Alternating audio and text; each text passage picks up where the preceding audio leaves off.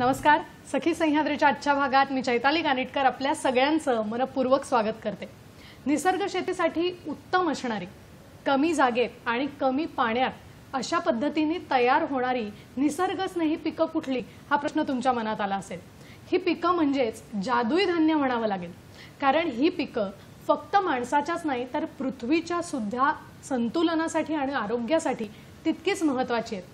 ही पिकं म्हणजेच निसर्गस्नेही पिकं अर्थात भरड धान्य आणि मिलेट्स. याच भरड धान्यांचा समावेश आपल्या आहारात करणं सुद्धा तितकंच गरजेचं असतं, कारण ते आपल्या आरोग्याची नेहमीच काळजी घेत असतात. तेव्हा याच विषयी आजच्या भागातून आपण जाणून घेणार आहोत. पाहूया सर्वप्रथम आजचा विषय काय आहे तो.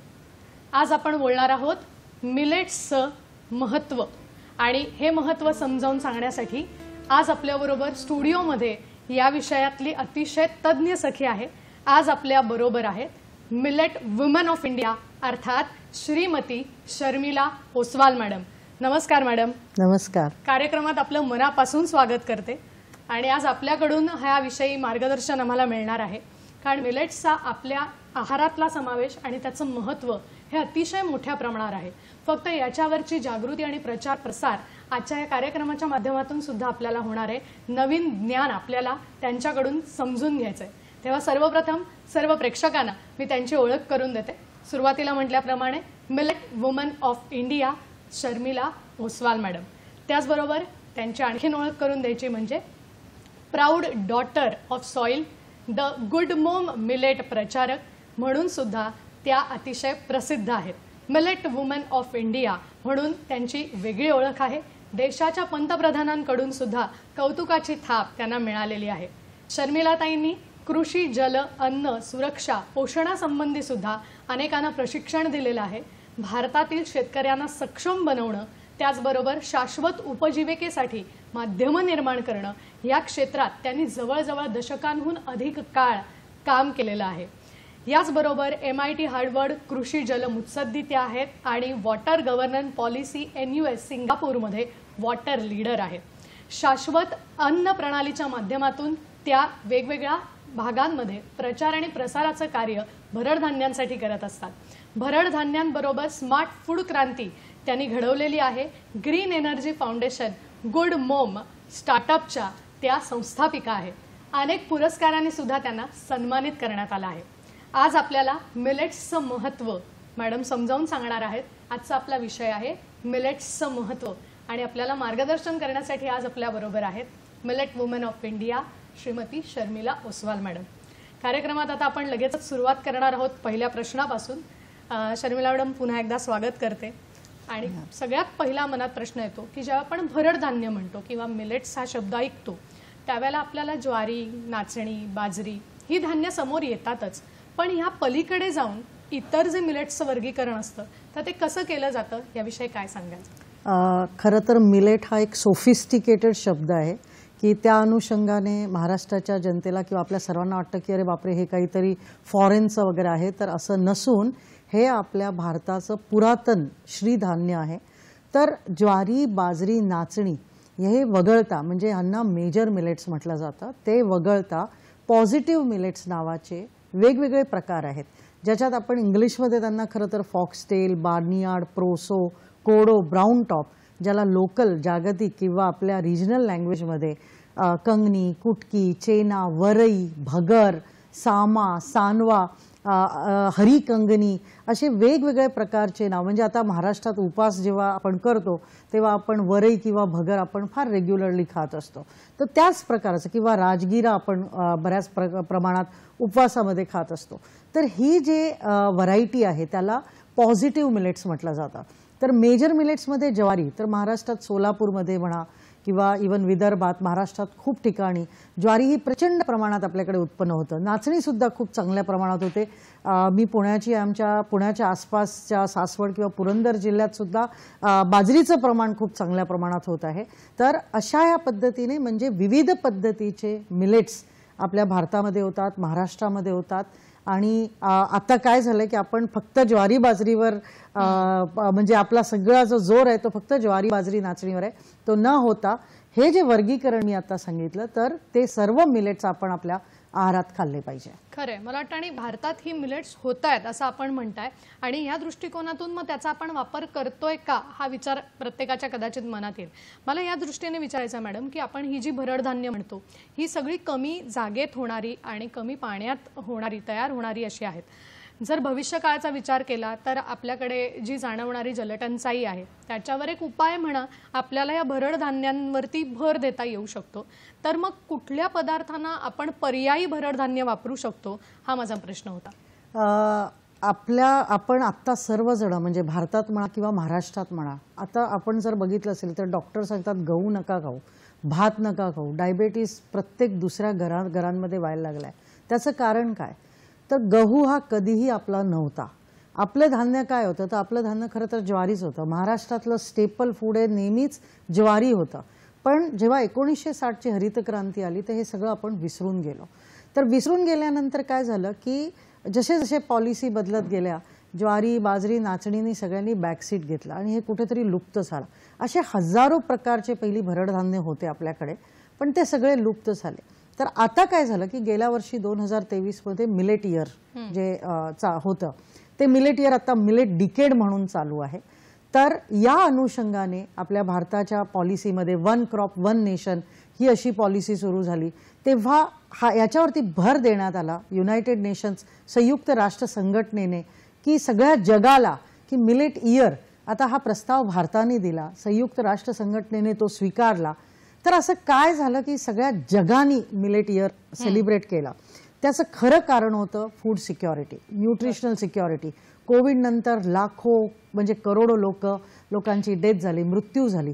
तर ह्या सगळ्यांना वाचवण्यासाठी फूड सिक्युरिटीसाठी न्यूट्रिशनल सिक्युरिटीसाठी मिलेट्सचं महत्त्व हे अख्ख्या जगाला कळलं. भारताने प्रस्ताव दिला आणि 2023 हे एक आंतरराष्ट्रीय मिलेट वर्ष म्हणून सेलिब्रेट केलं गेलं. तर अशा पद्धतीने या सर्व मिलेट्सची तोंड ओळख जगाला झाली. खरंय.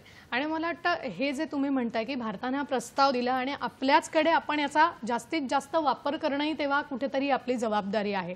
आणि याच दृष्टीने विचारायचं की सखी म्हटल्यानंतर तिच्या मनात हा प्रश्न येणार की आपण जर भरड धान्य घेतोय, तुम्ही आम्हाला वेगवेगळी नावं सांगितलीत ज्याच्यामध्ये आपण मायनर मेजर असं वर्गीकरण सुद्धा केलं, तर मग ही भरड धान्य वापरून आम्हाला काही इंटरेस्टिंग रेसिपी करता येतील का, काही चवदार आणखीन पदार्थ बनवता येतील का. तर मला आता त्याच्याकडे वळायचंय की आपण मिलेट्सचा वापर आहारात कसा करू शकतो, कुठल्या चवदार अशा रेसिपीज आपल्याला करता येतील, पाककृतीच्या सहाय्याने घरच्यांच्याही पोटात हे भरड धान्य जाईल, काय सांगाल.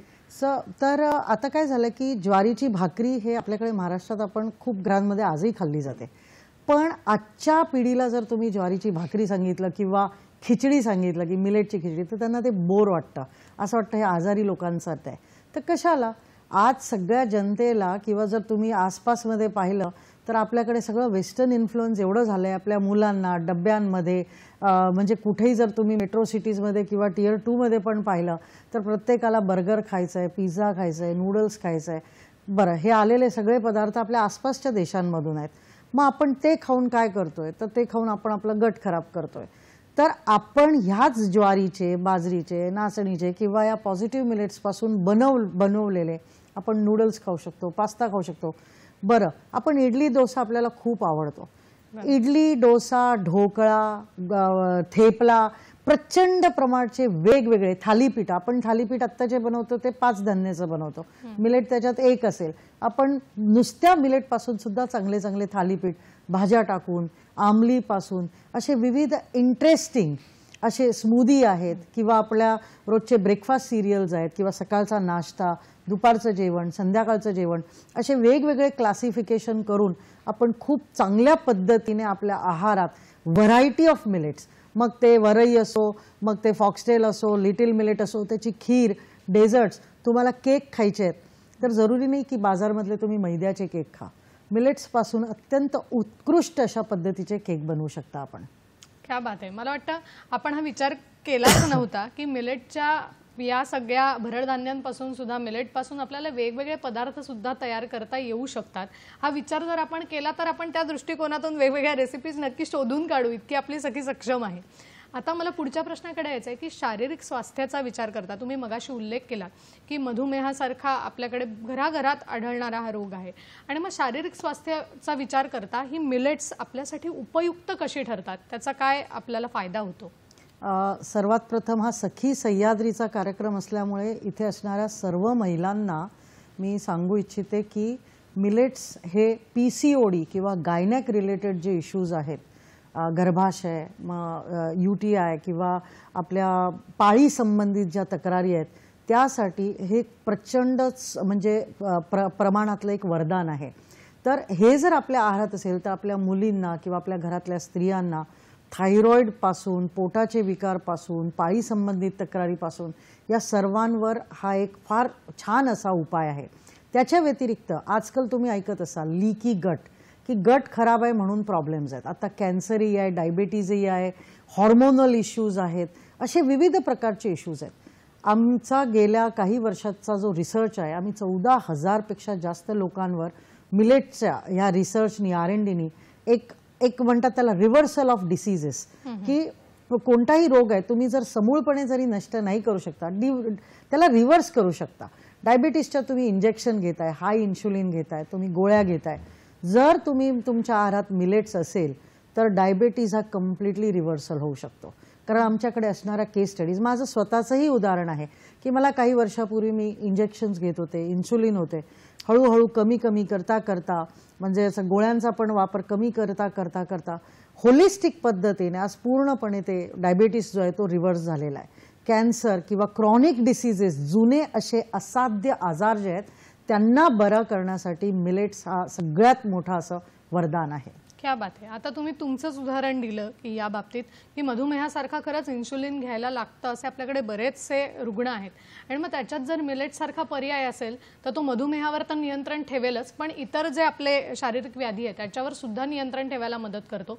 तर मला तुमच्याचकडे यायचं आहे की साधारण आपला हा डेली डाएट प्लॅन हा कसा होता म्हणजे पूर्वी, आणि आता आपण मिलेटनी कसं याच्यावरती नियंत्रण केलंय, किंवा सखींना जर मिलेटचा वापर करायचा असेल आपल्या रोजच्या दैनंदिन पूर्ण आहारामध्ये तर तो कसा करावा? कारण मनात हा प्रश्न येतो की गहू आणि तांदूळ याला जर आपण कुठेतरी पर्याय घेतोय तर मग हे खायचं बंदच करायचं का, असे सखींच्या मनात प्रश्न उद्भवू शकतात.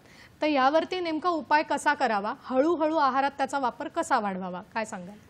आपल्या घराघरामध्ये एक सवय असते उठल्या उठल्या चहा पिण्याची, माझीही होती. पण गेल्या काही वर्षात जेव्हा मी अभ्यास केला, रिसर्च केलं आणि जेव्हा आपण या सगळ्या आजारांना बळी पडतो तेव्हा आपल्याला कळतं की सगळ्यात मोठं जर काही कारण असेल तर ते आहे आपलं रोजचं डाएट आणि ज्या पद्धतीने आपली जीवनशैली आहे. उठल्या उठल्या चहा न घेता आपण जर मिलेटची आमली म्हणजे भरड धान्याची आमली म्हणजे आपण फर्मेंट केलेलं पेजी की ती आपण जसं भिजवली 3-4 दिवस आपण ती ठेवली, गाळणं लावून आपण जेव्हा मडक्यात, आपल्या पूर्वीच्या आजीबाईंच्या बटुवामधली ही अत्यंत उत्कृष्ट अशी रेसिपी आहे.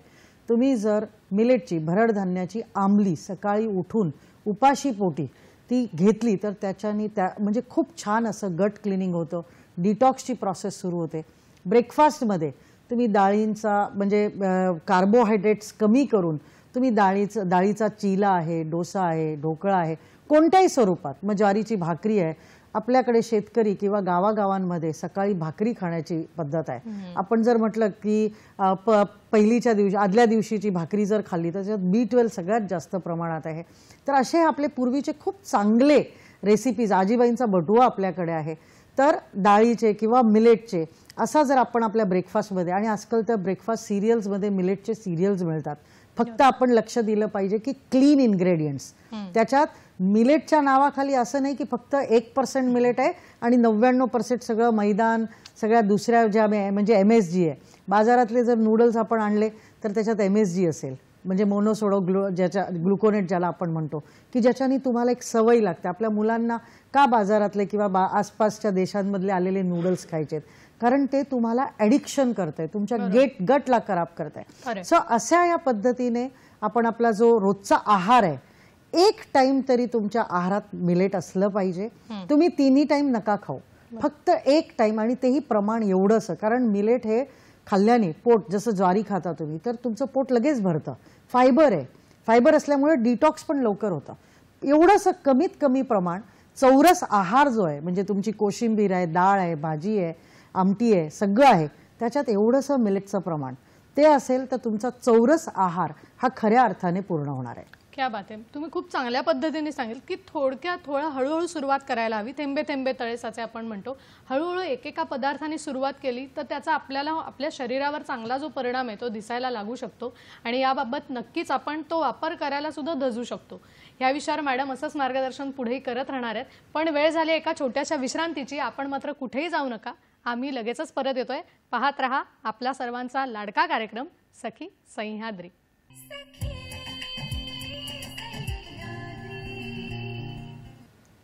ब्रेक नंतर पुन्हा एकदा सगळ्यांचं स्वागत करते. मिलेट्सचं महत्त्व आजच्या या भागात आपण जाणून घेतोय millet woman of India Shrimati Sharmila Oswal यांच्याकडून. ब्रेक पूर्वी आपल्याला मॅडमनी सांगितलं की आपल्या रोजच्या आहारामध्ये थोडक्यात हळूहळू आपल्याला थोडासा काय होईना मिलेटचा समावेश करायचा आहे आणि याच विषयी मी त्यांच्याकडून अजून जाणून घेणार आहे. मॅडम, आपण डेली डाएट प्लॅन आम्हाला समजावून सांगत होतात की सुरुवात करतानाच चहा बाजूला ठेवून जर आपण आंबिलीनी सुरुवात केली त्या म्हणाला तसं तर ते कदाचित आपल्या स्वास्थ्याच्या अनुषंगाने खूप चांगलं होऊ शकतं आणि ही सुरुवात असेल. मग यात अजून आपल्याला वाढ कशी करता येऊ शकते, कुठे कुठे मिलेटचा वापर करता येऊ शकतो? आपले ज्या दैनंदिन जीवनात आहे आपले 7 दिवस आहेत आठवड्याचे. 7 दिवसाचं आपण खूप छान असं प्लॅनिंग करू शकतो की एक दिवस आपण मिलेटची इडली बनवली. इडली म्हणजे आता आपण जी इडली बनवतो त्याच्यात आपण इडली रवा वापरतो किंवा आपण तांदूळ वापरतो. त्याला रिप्लेस करून आपण मिलेट राईस, मिलेटलाच राईस साऊथ इंडियामध्ये मिलेटला राईस म्हटलं जातं. तर आपलं जे हा राईस आहे त्याला आपण सबस्टिट्यूट त्याला वगळून आपण मिलेटचा रवा किंवा मिलेट या राईसला घेऊन उडद डाळ जी आहे ते सेम प्रमाणात तुम्ही इडली, डोसा, प्रत्येक पदार्थ असे साऊथ इंडियन जे बनवतो ते आपण करू शकतो. मिलेटचा उपमा बनतो. मिलेटचे पोहे, कोडो पोहे, बार्नियार्ड पोहे, फॉक्सटेलचे पोहे, फ्लेक्स म्हणतात त्याला, मिलेट फ्लेक्स म्हणून पण सुद्धा म्हणतात. किंवा आपण जे पांढरे पोहे खातो ते थोडे कार्बोहायड्रेट्स म्हणून त्यामुळे शुगर सुद्धा वाढते.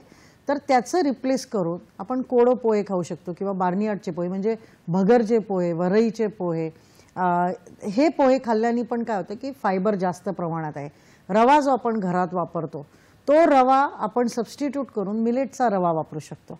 बाजारातून जर नाही घ्यायचं असेल तर आपण ते धान्य आणून आपण तो रवा बनवू. जसं आपण पिसून आणतो चक्कीवरून, जसं पीठ आणतो तसं आपण भरडतो रवा म्हणून पिसून घेऊ शकतो. त्याचा ढोकळाही बनेल, त्याचे बरेच कित्येक असे पदार्थ बनतील. तर आपल्या आठवड्याच्या मेनूमध्ये रोज मिलेटची खिचडी एका दिवशी आपण जसं संध्याकाळी खिचडी खातो तसं मिलेटची खिचडी खाली तर 1 पॉट मील. म्हणजे आता ज्या वर्किंग वुमेन आहेत सखी सह्याद्रीमध्ये ज्या बऱ्याच महिला आहेत काम करत असतील त्यांच्यासाठी हे उत्कृष्ट अशी रेसिपी आहे आणि पोट भरेल अशी. त्याच्या म्हणजे एवढीशी खिचडी जरी खाल्ली तरी पोट भरतं. तर अशी मिलेटची खिचडी आहे. तर असे वेगवेगळे आपली भाकरी आहे महाराष्ट्रातली भाकरी, त्या भाकरीमध्ये थोड्याशा भाज्या टाकल्या तर तो एक पराठा. इनोव्हेशन आपण करत राहिलं पाहिजे, अपडेट करत राहिलं. आपलं थालीपीठ, आपल्या महाराष्ट्राचं एवढं छान थालीपीठ आहे त्याच्यात भरपूर भाज्या, रोज वेगवेगळ्या पद्धतीच्या भाज्या. सकाळी जसं आपण आंबलीनी चालू करतो आपल्याकडे कोहळा मिळतो, ॲशगार्ड, तेही आपल्या डिटॉक्ससाठी क्लिन्झिंगसाठी चांगलं आहे. एकाच दिवशी कधी आपण कोहळा पिल्ला, कधी आंबली पिल्ली, कधी स्मूदी पिल्ली आपण. तसे वेगवेगळ्या याच्याने आपल्या दिवसाची सुरुवात करून जसं आपण ब्रेकफास्टमध्ये डोसा किंवा मिलेटची कोणती आयटम खाल्ली, नंतर आपलं रोजचं जसं सॅलड आहे, सूप आहे, असं वेगवेगळ्या कोणत्याही ह्याच्यात खूप स्ट्रिक्ट असं डाएट मी कधीच ॲक्च्युली रेकमेंड करत नाही. कारण मला असं वाटतं जे आपल्याला आवडतं ते खाल्लं पाहिजे. फक्त हे की त्याला आपण मिलेट्सचं कसं सबस्टिट्यूट करू किंवा सेंद्रिय जैविक पद्धतीने बनवलेलं आपल्याच आसपासच्या लोकल टू वोकल शेतकऱ्यांनी उगवलेलं आपण कसं आपल्या दैनंदिन आहारात आपण केलं पाहिजे त्यावर आपण नक्कीच स्टडी करून किंवा डोळे कान नाक उघडे ठेवून आपण खाल्लं पाहिजे. त्या अनुषंगाने आपल्या घरात कोणतेच आजार येणार नाही. खरंय, ही प्रिकॉशन आपण घेऊ शकतो. आणि तुम्ही म्हणलात तसं स्पर्धेच्या युगातली, धावपळीच्या युगातली ही सखी याचा वापर करू लागली तर नक्कीच तिला फायदा होणार आहे. आपल्याला कार्यक्रमात एक फोन येतोय तो आपण घेऊया. आपल्याला प्रश्न विचारतायत विनया परब विरारहून. आपला प्रश्न सलग विचारा. नमस्कार. नमस्कार मॅडम. माझा प्रश्न असा आहे की लहान मुलांसाठी आहारामध्ये त्यांच्या पोषणासाठी कोणते मिलेट्स वापरावेत, कोणकोणते पदार्थ त्यासाठी बनवावे? नक्कीच. त्यांचा प्रश्न लहान मुलांच्या आहाराविषयी काय सांगा? तर एकतर त्यांचं वय जर खूपच लहान असेल तर मिलेट हे थोडं हार्ड आहे, हेवी आहे. तर एकतर शेकून आपण जे म्हणतो ना रोस्ट करून आता बाजारात आता तुम्ही पाहिलं असेल की हेल्थ ड्रिंक वगैरे किती म्हणजे काहूर माजलाय की सगळे जे बाजारातले आहेत ते खरं तर कोणतेच चांगले नाही आहेत. तर हे आपलंच धान्य आहे, ह्याला आपण जर चांगलं शेकून त्याला रोस्ट करून त्याची पावडर बनवली. आता आम्ही ओडिसामध्ये nutrition cereal mid day schools आहेत, मिड डे मील्स आहे, त्या याच्यात आम्ही एक न्यूट्रिशन फॉर्म्युला बनवला की 1 ग्लास पाणीमध्ये रागीचं म्हणजे नाचणीचं सत्व, आणि आपल्या महाराष्ट्रात खूप लोकांना माहिती आहे, मला तर वाटतं आपल्या बऱ्याच महिलांना माहिती असेल की नाचणीचं सत्व, तर ते सत्व किंवा अजून आपण त्याच्यात थोडंसं दुसरे सुद्धा आपण जर घेतले काही धान्य, नाचणी सत्व ह्यासाठी कारण कॅल्शियमचं प्रमाण खूप जास्त आहे. लहान मुलांमध्ये जडणघडण, त्यांचं वय, मानसिक वाढ, त्यांच्या शारीरिक वाढसाठी रागी हे फार चांगलं असं मानलं जातं आपल्या पूर्वजांपासून. तर ते आणि प्रमाण थोडं असलं पाहिजे, कारण असं नाही की खूप जास्त प्रमाणात दिवसभर ते मिलेट असं, म्हणजे आपल्याकडे थोडं फॅड असतं. फॅड आलं की लोक काय करतात की फक्त तेच खाऊ लागतात. तसं न करता बॅलन्स खूप इम्पॉर्टंट आहे. भाज्यांचंही तेवढंच महत्व आहे, प्रोटीन्सचंही तेवढंच महत्व आहे. कॉम्प्लेक्स कार्बोहायड्रेट आणि कार्बोहायड्रेटमधला फरक आपल्याला कळला पाहिजे.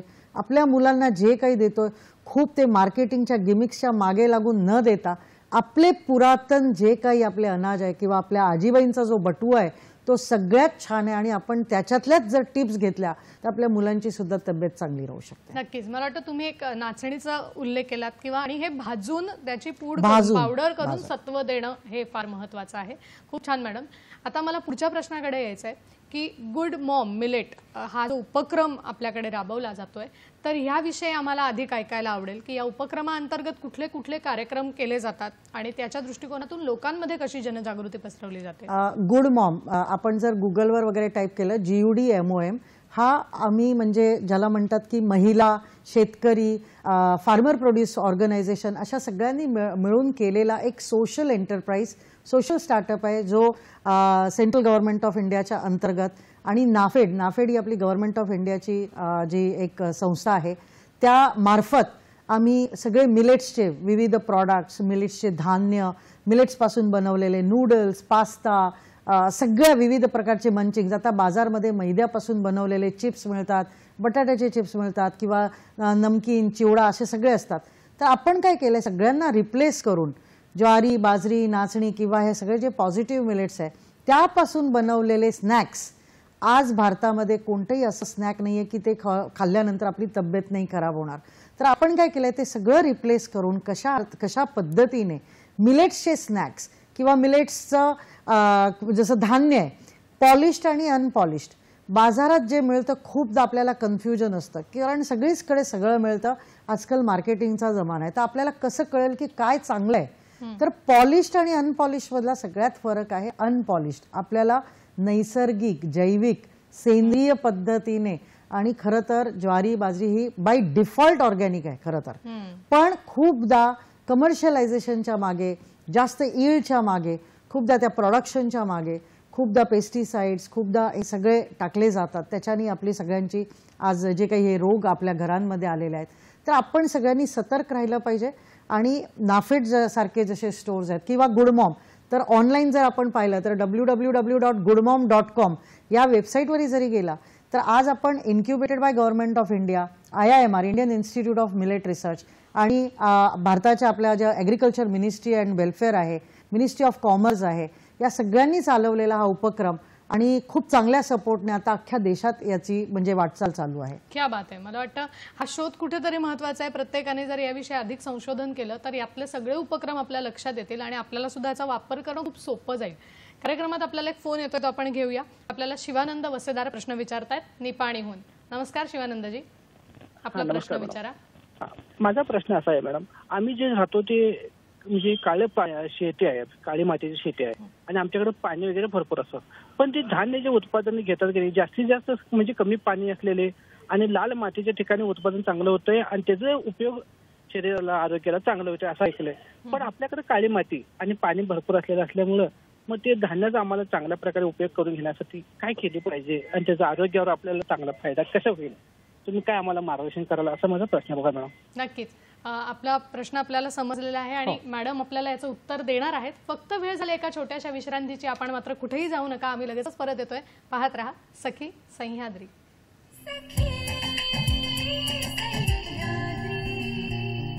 ब्रेक नंतर पुन्हा एकदा सगळ्यांचं स्वागत करते. मिलेट्सचं महत्त्व आजच्या आपण सखी सह्याद्रीच्या भागात जाणून घेतोय millet woman of India Shrimati Sharmila Oswal यांच्याकडून.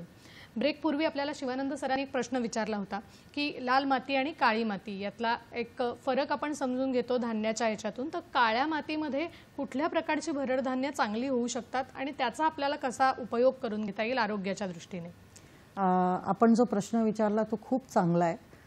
कारण काळी माती आहे म्हणजे सुपीक आहे आणि जे आपण सांगितलं की पाणी पण मुबलक आहे. तर जरुरी, कारण कर्नाटकमध्ये आहात तर ॲक्च्युली मुबलक प्रमाणात मिलेट्स करतात आणि आपल्याला हे माहीतच असेल.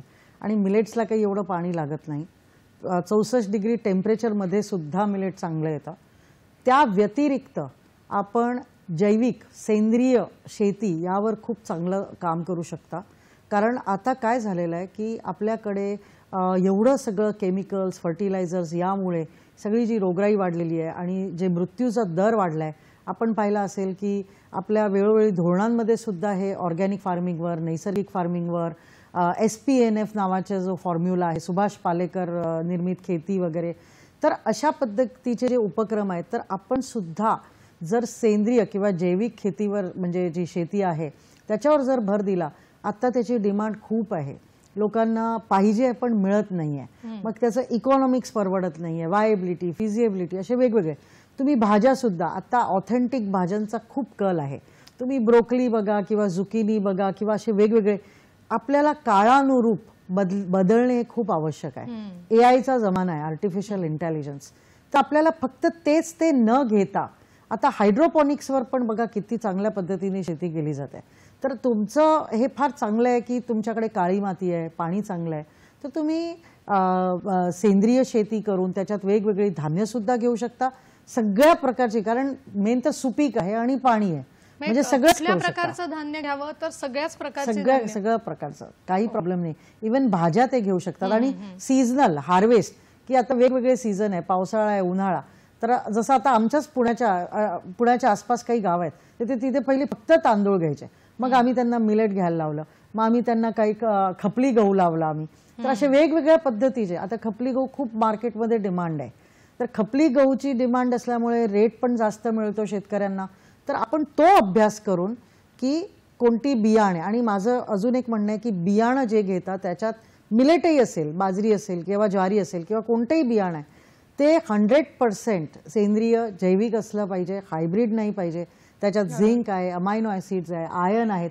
तरच ते न्यूट्रिशन म्हणजे माल न्यूट्रिशन किंवा कुपोषणला चांगलं असं ते म्हणजे एक सोल्युशन ठरू शकतं. खरंय. पण पेरावेत असे उगवेल असं म्हणतो. तर ते पेरताना चांगल्या पद्धतीचं सेंद्रिय बी बियाणं असेल तर ते नक्कीच त्याच्यातून चांगल्याच प्रकारे उगवेल. आपल्याला एक फोन येतोय कार्यक्रमात, तो आपण घेऊया. आपल्याला अजिंक्य गोळे प्रश्न विचारतायत बदलापूरहून. नमस्कार. नमस्कार, प्रश्न विचारा सलग. नमस्कार. हॅलो हॅलो, प्रश्न विचारा आपला सलग. हा, मला असं विचारायचं होतं की उन्हाळ्यामध्ये कोणत्या प्रकारची मिलेट सेवन करावी लागतात? बरं बरं, खूप चांगला प्रश्न त्यांनी विचारला. कारण उन्हाळा आता सुरू आहे तर त्या अनुषंगाने कुठल्या मिलेट्सचं सेवन हे आरोग्यासाठी फायदेशीर ठरेल? उन्हाळ्यात सगळ्यात पहिली तर टाळलं पाहिजे हे मी सांगेन बाजरी. बरं. कारण बाजरी ही खूप उष्ण असते तर ती नाही खाल्ली पाहिजे. आणि ज्वारी हे खूप चांगली आहे खरं तर. तर उन्हाळ्यात ज्वारी ही एव्हरग्रीन आहे, 12ही महिने तुम्ही खाल्ली तरी चालेल. रागी, नाचणी सुद्धा. आणि 5 पॉझिटिव्ह मिलेट्स आहे. त्यापैकी जर डायबेटीज असाल तर तुम्ही फॉक्सटेल किंवा बार्नियार्ड त्याची इडली, त्याचा डोसा तुम्ही जास्तीत जास्त चांगल्या पद्धतीने खाऊ शकता. पण जर कम्पेअर केलं की बाबा मला रेग्युलर काय खायचं आहे तर ज्वारी आणि नाचणी तुमच्यासाठी खूप चांगली आहे. बाजरी उन्हाळ्यात अवॉइड केली पाहिजे खायची. नक्कीच. मला वाटतं खूप चांगल्या पद्धतीने आपण याचं वर्गीकरण आम्हाला सांगितलं. तर या दृष्टीने अजून एक प्रश्न मनात आहे. मगाशी तुम्ही बोलताना उल्लेख केलात गुड मॉम या उपक्रमाअंतर्गत अनेक महिला या प्लॅटफॉर्मवर एकत्र आल्यात. तर आपल्याकडे ग्रामीण भागात सखी आहेत की ज्या शेती करतात आणि कृषीमध्ये खूप चांगल्या पद्धतीचं त्यांचं कार्य आहे. तर त्यांना जर भरड धान्याच्या दृष्टिकोनातून स्वतःचा काही व्यवसाय सुरू करायचा असेल तर ही व्यवसायाची उभारणी करण्यासाठी काय प्रोत्साहन आपण द्याल आणि आपण कशा पद्धतीने हा व्यवसाय सुरू करू शकतो? गुड मॉम हे एक सोशल एंटरप्राइज असल्यामुळे सर्वात पहिली स्मार्ट फूड रेव्होल्यूशन ही आम्ही महिलांमार्फतच आणली आहे.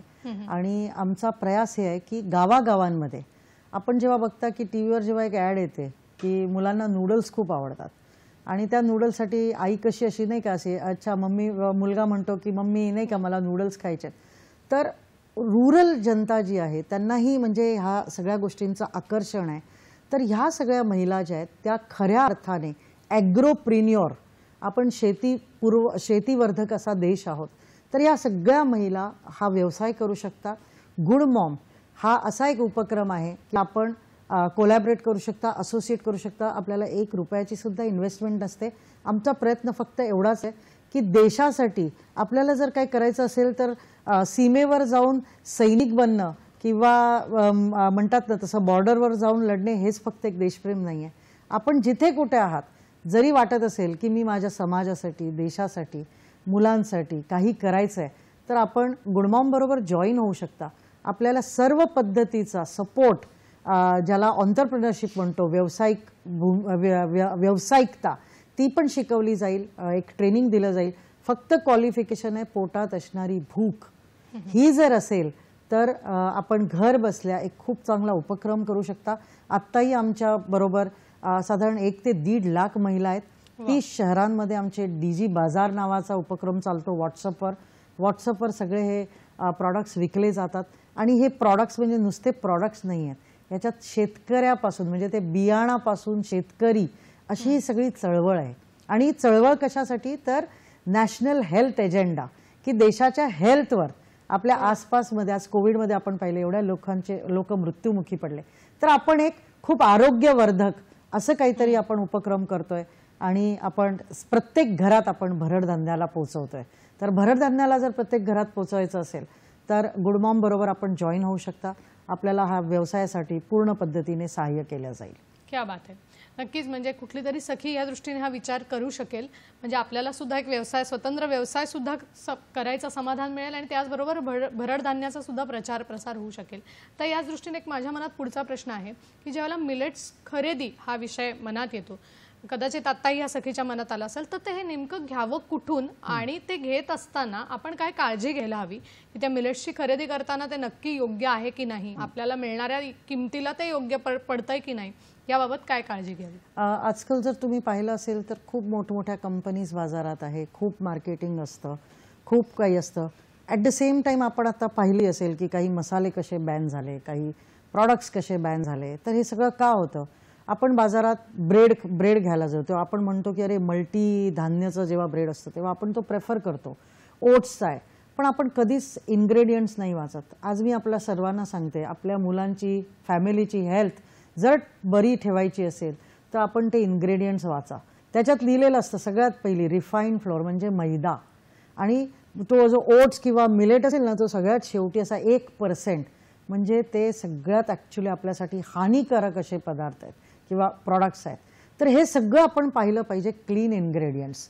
नाफेडचा उल्लेख यासाठी मी केला की नाफेड ही एक अख्ख्या महाराष्ट्रात देशभरात जी संस्था आहे जी याचं सगळं म्हणजे ज्याला म्हणतात की पोर्टल आहे, त्यांचे प्लॅटफॉर्म्स आहेत, त्यांचे स्टोअर्स आहेत, मग रिलायन्स आहे, मग बिग बास्केट आहे, ॲमेझॉन आहे, फ्लिपकार्ट आहे, हे सगळ्यांवरती हे सगळं मिळतं. फक्त आपण थोडं चौकस राहून खरेदी केली पाहिजे. गुड मॉमचे सुद्धा सगळे प्रॉडक्ट्स आपल्याला मिळतात. आपण फक्त हे बघितलं पाहिजे की कमर्शियल अँगल, सोशल एंटरप्राइज, शेतकऱ्यांची संस्था जिथे डायरेक्ट शेतकऱ्यांना त्याचा फायदा होत आहे की मल्टीनॅशनल कंपनीज आहे की आपल्या देशाचं रेव्हेन्यू बाहेर चाललंय. हे सगळं आपण थोडं जर चौकस बुद्धीने केलं तर आपण लोकल टू वोकल आपल्या आसपासच्या शेतकऱ्यांना आपण मोठं केलं पाहिजे. आपल्या स्टेटला आपण मोठं केलं पाहिजे. तर त्या अनुषंगाने आपण आपल्या अवतीभवती रिजनल समजा सोलापूरला ज्वारी उगते तर ती ज्वारी जर बाहेरच्या कुठल्या स्टेटवरून येत असेल तर ते एक logistics point of view, carbon footprint point of view, eco friendly point of view सगळ्याच दृष्टीने खरं तर चांगलं नाही आहे. तर अशा पद्धतीने ऑनलाईन सुद्धा आपल्याला मिळतील. जसं मी मेन्शन केलं की www.goodmom.com टाईप केलं तर आपल्याला सगळ्या प्रकारचे मिलेट्सचे प्रॉडक्ट्स डोळ्यासमोर येतील. आणि महिलांसाठी चालवलेला हा एक खूप चांगला उपक्रम आहे, सामाजिक उपक्रम आहे. खरंय. मला वाटतं आणि तुम्ही फार महत्त्वाचा एक शब्द वापरलात की चौकस असलं पाहिजे. आपल्या स्थानिक प्रदेशामध्ये मिळणारी मिलेट्स जर आपण खरेदी केली तर तिकडच्या स्थानिक लोकांना त्याचा फायदा तर होतोच, पुन्हा आपल्यालाही ते स्वस्तही मिळतं आणि ते नक्कीच चांगलं असतं याची खात्री आपल्याला असते, कारण आपण ते स्वतः पाहिलेलं असतं. आता या दृष्टीने मला विचारायचं की सखीचा विचार जर आपण केला तर जसं आपल्याला एक प्रश्न आला होता की उन्हाळ्यामध्ये कुठली भरड धान्य घ्यावीत, तर मी सखीच्या अनुषंगाने विचारते की तिचे वेगवेगळे टप्पे आयुष्यातले असतात की जिथे तिला तब्येतीच्या बाबतीत खूप काळजी घ्यायला लागते आणि आजचं जग हे धावपळीचं झालंय, त्यामुळे ती तिच्या स्वास्थ्याकडे थोडं दुर्लक्ष करते. मग तिच्याकरता कुठली भरड धान्य जास्त घेणं तिच्या आयुष्यासाठी आणि तब्येतीसाठी हे आवश्यक आहे? स्पेशली सखी सह्याद्रीचा हा कार्यक्रम असल्यामुळे PCOD सारखंच मेनोपॉज की प्रत्येक महिलेच्या जीवनातला हा एक म्हणजे एक फेज आहे जी ती फेस करत असते. तर 40 नंतरचे जे प्रकृतीचे प्रॉब्लेम्स आहेत किंवा मग त्या जेव्हा यंग असतात, टीनेजर्स असतात, तेव्हा PCOD गायनॅक. मिलेट जर आपण महिलांनी जर आहारात केलं अंतर्गत, तुम्हाला त्याचे फायदे 20 ते 21 दिवसात तर नक्कीच दिसतील. तुम्ही 3 महिन्यातला डिफरन्स बघा, 6 महिन्यातला डिफरन्स बघा. तुमची बॉडी, तुमचं गट, तुम्हाला असणाऱ्या पाळी संबंधित किंवा मेनोपॉजमध्ये खूप हा एक मोठा टप्पा आहे महिलांच्या जीवनातला. तोही तुम्हाला खूप त्याच्यात चेंजेस जाणवतील. डॉक्टरांकडे जाणं, मग खूप गोळ्या खाणं, मग ॲलोपॅथी. खरं तर आपल्याकडे आयुर्वेदिक किंवा आजीबाईंचा बटुआ हे आपलं शस्त्र आहे. खरं तर होलिस्टिक पद्धतीने आपण आपल्या आजारांवर खूप चांगल्या पद्धतीने मात करू शकतो. माझा गेल्या काही वर्षातला अभ्यास आहे. माझा फार्माचा सुद्धा बॅकग्राऊंड असल्यामुळे मी खूप रिसर्च करत आले या सर्वांवरती. आणि मला स्वतःला म्हणजे मी माझ्या फॅमिली किंवा माझ्या अवतीभोवती बघते की जसं त्यांनी मिलेट्स चालू केलं तसं त्यांच्या जीवनात एनर्जी, एफिशियन्सी, नुसतं आपण एक ते एनर्जी बार किंवा जो फॅड आहे आपल्या आसपासमध्ये, ते फॅड आपल्या काहीच कामाचे नाही आहेत. खरं तर आपलंच धान्य, आपली माती, आपलं धान्य, आपलं हे पुरातन जे काही आहे ते आपण त्याला जर आपण आपल्या दैनंदिन आहारात, आणि माझी अजून एक सल्ला आहे सर्वांना, आपलं किचन ट्रान्सफॉर्मेशन हे खूप महत्त्वाचं आहे. आपल्या किचनमधून सर्वात पहिली आपल्याला रिप्लेस केलं पाहिजे जे काही जंक आहे, अनहेल्दी आहे, त्याच्या जागी आपण मिलेट्स आणलं. आपलं जे आपण काळं मीठ वापरतो, सैंधव मीठ म्हणतो, प्रत्येक गोष्टीचं रिप्लेसमेंट. गूळ आहे तर आपण ऑर्गॅनिक गूळ खाल्ला पाहिजे, आपण सल्फरचा गूळ नाही खाल्ला पाहिजे. भाज्या आहेत, सगळ्या बाबतीत किचनचं ट्रान्सफॉर्मेशन हे फार आवश्यकता आहे. आपल्याच किचनला फार्मसी बनवा. त्या फार्मसीतला सगळ्यात महत्त्वाचा अविभाज्य अंग जो आहे तो आहे मिलेट्स, भरड धान्य. आणि नक्कीच आपल्या जीवनात दैनंदिन चेंजेस येतील. नक्कीच, मला खात्री आहे, कारण ही ऊर्जा आपण देता आहात या मिलेट्सच्या माध्यमातून. आपल्याला कार्यक्रमात फोन येतोय, तो आपण घेऊया. आपल्याला दादा उबाळे जामखेडहून प्रश्न विचारतायत. नमस्कार, प्रश्न विचारा. नमस्कार, माझा प्रश्न असा आहे की आपल्या शरीराची त्वचा चांगली राहण्यासाठी कोणत्या प्रकारची कडधान्य खाल्ली पाहिजेत याबद्दल सांगा. त्वचेसंदर्भात त्यांचा प्रश्न आहे की त्यासाठी कुठली विशेषतः भरधान्य घेतली तर आपल्याला फायदा होईल. याचं उत्तर मी अशा पद्धतीने देईन, कारण मी डॉक्टर नाही आहे. सो विदाऊट एनी दिस थिंग, फक्त मी एक्सपिरियन्सनी सांगते की स्किन जी आहे, त्वचा आहे, त्वचा ग्लो केव्हा करेल जेव्हा तुमच्या शरीरात कोणतेच असे व्याधी नसतील किंवा कोणत्याच असे म्हणजे डिटॉक्स जेवढं असेल तुमची बॉडी, म्हणजे एक इंटरनल तुमचा मेटाबॉलिझम चांगला असेल तर स्किन नक्कीच ग्लो होणार आहे.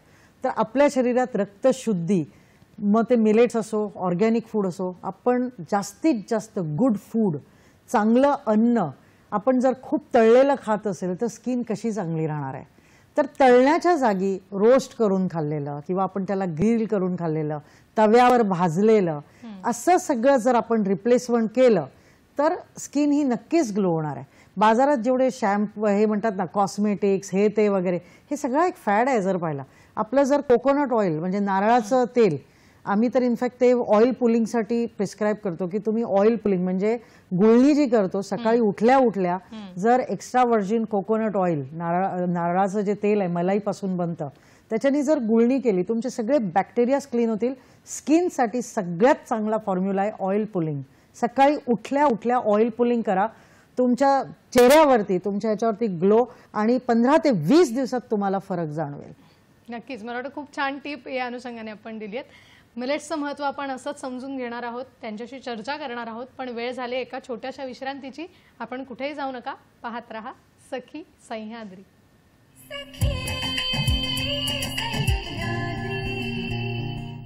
ब्रेकनंतर पुन्हा एकदा सगळ्यांचं स्वागत करते.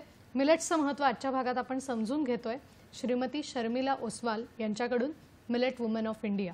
आपल्याला ब्रेकपूर्वी शर्मिलाजींनी खूप चांगली माहिती दिली की भरड धान्याचा वापर हळूहळू आहारात वाढवला तर त्याचा नक्कीच उपयोग होऊ शकतो.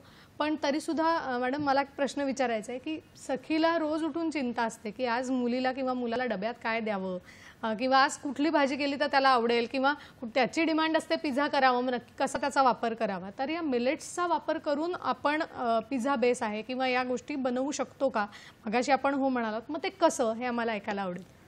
सगळ्यात छान प्रश्न आहे, कारण प्रत्येक महिलेला रोजचं असतं एक तर मी काय बनवू, संध्याकाळी तिला असतं की काय स्वयंपाक बनवू, आणि दुसऱ्या दिवशीचा प्रश्न असतो की मी डब्यात काय देऊ. तर मिलेट हा एवढा चांगला असा ग्रेन आहे आपला की ज्याच्यानी आपण आप्पेपासून, जसं मी सांगितलं डोसा, इडली, उपमा हे सगळं तर आहे, पण मुलांना आवडेल असं पॅनकेक्स मिलेटचे, ग्लुटेन फ्री. गहूमध्ये जसा गहूला रिप्लेसमेंट मिलेट का आहे, तर मिलेटमध्ये ग्लुटेन नाही आहे, ग्लुटेन फ्री, आणि गहूमध्ये ग्लुटेन आहे. तर ग्लुटेन फ्री, त्याच्यात मग बनाना फ्लेवर, चोको फ्लेवर मुलांना खूप आवडतं. मग फ्रूट्स टाकून मध्ये पॅनकेक्स, कारण प्रत्येक मुलं पॅनकेक्स खूप एन्जॉय करतात. केक्स, जर तुम्ही मिलेट्सचे केक बनवलं तर ते अनहेल्दी किंवा जंक राहणारच नाही. तुम्ही त्याच्यात ज्वारी वापरताय किंवा साखरेच्या जागी खजूर वापरताय, डेट पावडर वापरताय, हे सगळे नॅचरल शुगर्स आहेत. तर तुम्ही असे जर डेझर्ट बनवले, त्यांना डब्यात दिले, तर त्यांच्यासाठी ते ग्रेट मंचिंग होणार आहे. जसं आपण बाजारमध्ये पॉपकॉर्न खातो, ज्वारीच्या लाह्या किंवा ज्वारीचे पॉपकॉर्न, बाजरीचे पॉपकॉर्न, त्याची भेळ अत्यंत उत्कृष्ट. तुम्ही जर बाजारातली दुसरी भेळ आणि जर मिलेटची भेळ, तर तुम्ही मिलेटची भेळ तुम्ही त्याच्या प्रेमात पडाल. असे हे विविध इनोव्हेशनकारी आप्पे जे मी म्हटलं, तुम्ही मिलेटचे छान आप्पे बनवा, रोस्टेड आप्पे बनवा, बिना तळलेले. प्रत्येक गोष्टी, इवन दही वड्यापासून, तुम्ही इडली जे सांगितली, इडली तुम्ही फ्राय किंवा तुम्ही त्याला नुसतं एक थोडंसं म्हणतात ना एकदम मामूली तेल किंवा विदाऊट इवन तेलनी तुम्ही थोडेसे मसाले टाकून किंवा थोड्याशा भाज्या टाकून वगैरे असे विविध असे उपक्रम करून किंवा नाविन्य आणून तुम्ही ते डब्यामध्ये देऊ शकता. मिलेट खिचडीसुद्धा खूप टेस्टी बनते. मिलेट उपमा भाज्या टाकून, म्हणजे फक्त आपल्याला रवा रिप्लेस करायचा आहे. जो रेग्युलर बाजारातून रवा आणतो तो रवा न करता आपण मिलेटचा रवा वापरा. पोहे, तुम्ही रोज जे पोहे खाताय, तुम्ही कोडोचे पोहे खा, बार्नियार्डचे पोहे खा, फॉक्सटेलचे पोहे खा, आणि तुम्ही म्हणाल की अरे बापरे एवढं टेस्टी पोहे आहे, मी एवढे वर्ष मला माहीतच नव्हतं. तर हे सगळे चेंजेस आपण आपल्या खाण्यामध्ये करू शकतो, डब्यामध्ये करू शकतो, आणि याच्याने काय होईल की सगळ्यांना एक हेल्दी सवय लागेल. याच्या व्यतिरिक्त आपणाला मिलेटचे नूडल्स मिळतील, मिलेटचे पास्ता मिळतात, मिलेटचे सर्व प्रकारचे पिझ्झा बेस. तर मिलेटच आहे, तर ज्वारीची भाकरी खाल्ली काय, मिलेटची खिचडी खाल्ली काय, मग मिलेटचा पास्ता खाल्ला काय आणि मिलेटचं नूडल खाल्लं काय. म्हणजे तुम्ही मुलांना हे नाही सांगणार अरे नूडल चांगले नाही आहे तुझ्यासाठी. बाजारातले नूडल्स खूप वाईट आहेत, कारण त्याच्यात MSG आहे, त्याच्यात लेड आहे. MSGनी तुम्हाला ॲडिक्शन लागतं. हे नूडल्स आपल्या भरड धान्याचे आहेत आणि आपल्या धान्याचे, आपल्या मातीतले, आपल्या शेतकऱ्यांनी बनवलेले आहेत. हे नूडल्स खाल्ल्याने काहीच उलटी चांगलं आहे.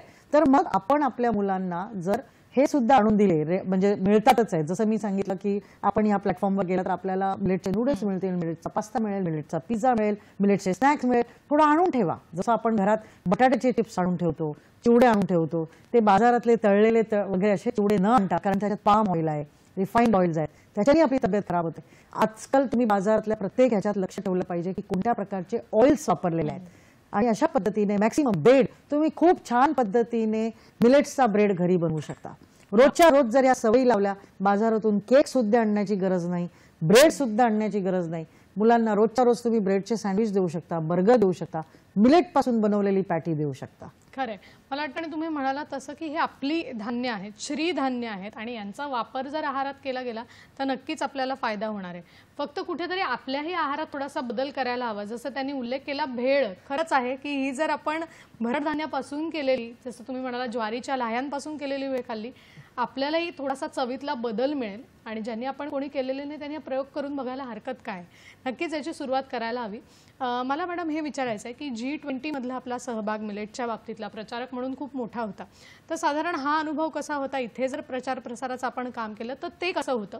आणि दुसरा प्रश्न आहे की परदेशात सुद्धा आज मिलेटचा प्रचार प्रसार होतो आणि भारतानं हा प्रस्ताव मांडून पुढे आणलाय, तर तिथे कशा पद्धतीने बदल दिसतोय, काय सांगाल? हे आमचं खूप प्रिव्हिलेज होतं की आम्ही G20 मध्ये जो सहभाग होता आमचा, प्रत्येक G20 मध्ये मिलेटचे गिफ्ट्स, मिलेटचे हॅम्पर्स, म्हणजे की तुम्ही काहीतरी रेग्युलर बाजारातून आणून ते फ्लावर्स देता किंवा केक्स देता किंवा चॉकलेट्स देता, मिठाई देता, तर आम्ही ती संकल्पना बदलली.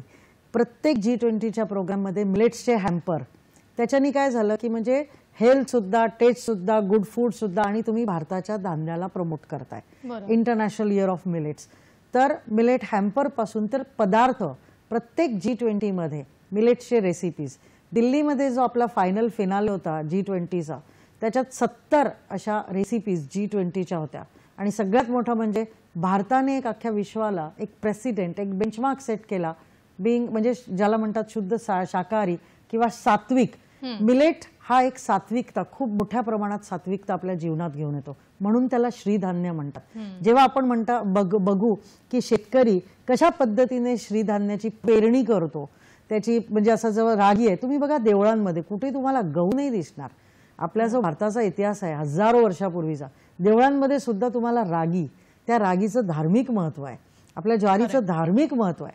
तर अशा G20 मध्ये फॉरेनच्या आलेल्या गेस्टना खूप छान पद्धतीने म्हणजे त्यांना टेस्ट आवडली. अमेरिकेत आम्ही गेल्या वर्षी लॉन्च केलं मिलेट मिशन, तेव्हा तिथे लोकांना असं, कारण ते एक पशुधान्य म्हणून मानलं जातं, ह्युमन कन्झम्पशन नाहीये मिलेटचं. तर आम्ही जेव्हा हे लॉन्च केलं तिथे, तेव्हा लोकांना थोडंसं असं आश्चर्य वाटलं. पण जेव्हा त्याचे आम्ही सिरियल्स दिले, जे आता आजकाल बाजारमध्ये सिरियल्स खातात, कॉर्नफ्लेक्स खातात किंवा जे काही, ते हायब्रिड आहे.